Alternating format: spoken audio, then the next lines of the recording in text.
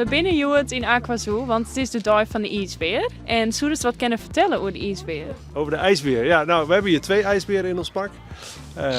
2 mannelijke ijsberen, 2 oude dieren al op leeftijd. En nou, dat is hier in onze diercollectie een heel belangrijke soort.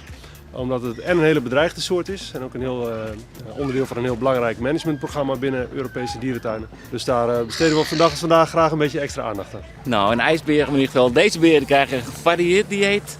Ze eten vis en vlees, maar ze krijgen ook wel groenten en fruit soms. Nou, ze vinden andijvie echt super lekker. Ik weet ook niet waarom, maar soms laten ze het vlees eerst liggen om de andijvie op te eten. We hebben ze recent niet gewogen volgens mij, maar we schatten ze nu tussen de 450 en 500 kilo.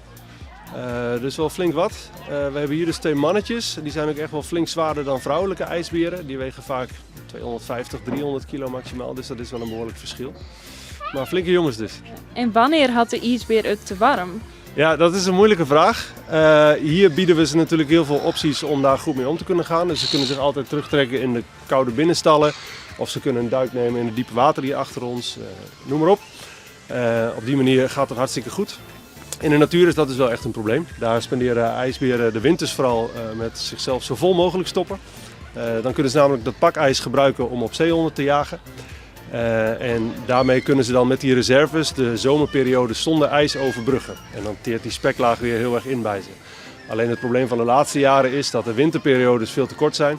En de zomers dus steeds langer worden. Dus zij zitten vaak nu al halverwege de zomer aan het einde van hun vetreserves. En in dat opzicht is dat smeltende ijs dus vooral een heel groot probleem voor ze, los van de temperatuur waar ze zelf mee te maken hebben.